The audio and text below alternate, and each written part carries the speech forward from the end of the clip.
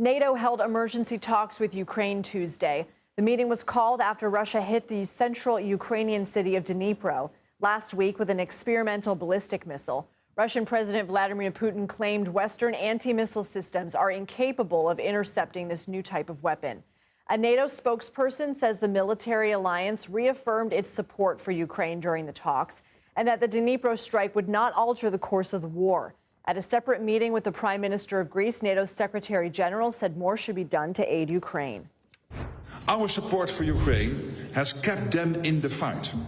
But we need to go further to change the trajectory of the conflict.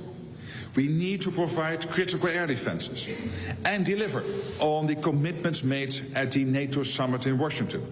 Ivo Daalder joins us now. He is the former U.S. ambassador to NATO. Thank you so much for being here. What options does NATO have to respond to Russia without escalating the conflict?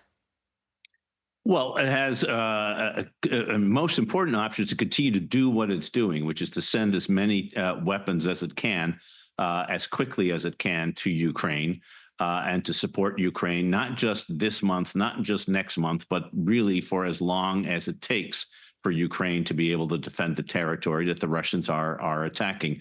I'm not particularly worried about the prospect of real escalation because of what the Russians have been doing. The Russians are trying to rattle our cages, and this is a time when, as I think NATO said today at the meeting, it's time to bear down, be steadfast, and continue to support Ukraine. Let's talk about the rattling of the cage, because NATO says Russia using this new type of missile won't change the course of the conflict. But according to Putin, these missiles fly at 10 times the speed of sound. How could that not change the conflict?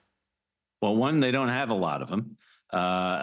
Two, they really only have an impact when they are armed by nuclear weapons, not by the conventional weapons that this one missile seemed to have had. And that would really change the nature of the conflict. The use of a nuclear weapon has not happened since 1945. The use of a nuclear weapon against a country that is supported by other nuclear weapons countries has never happened before. So before that happens, Vladimir Putin would have to think very seriously about the consequences. But as a conventional missile, yes, it can do damage.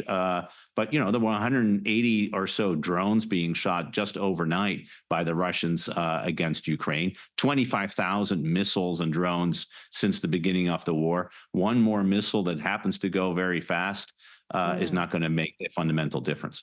Well, Trump says he would end the war in 24 hours. He hasn't said how, but could these recent developments be an effort by either Ukraine or Russia to sort of maximize their bargaining positions before Trump comes into office?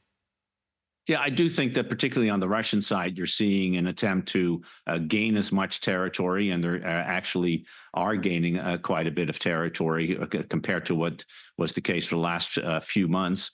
But they're doing so at an incredible cost. We now know it's about 1,500 dead and wounded a day that the Russians are losing. That's about 45,000 a month. Those are extraordinary numbers of casualties. Yes, the Ukrainians are also suffering casualties, but the square kilometers that the Russians are gaining in territory, which looks like they are trying to gain before the inauguration of President Trump, is coming at a cost that is really, truly extraordinary.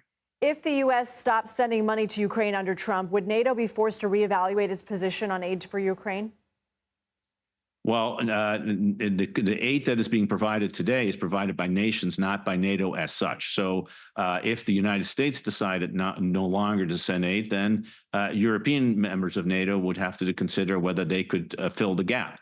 And the answer to that is yes when it comes to monetary terms, but probably no when it comes to actual weapons. There just aren't enough weapons that the Europeans have in their stockpiles that can be sent. But what I think will happen is a continuing support for Ukraine, including for the Ukrainian defense industry, with more and more money being transferred to the Ukrainians to increase its own capabilities. That said, there's no doubt that if the United States cut off further aid to Ukraine, that will have a major impact on Ukraine's ability to defend itself against this brutal attack. Ambassador Ivo Daalder, we really appreciate your expertise. We hope you'll come back. My pleasure.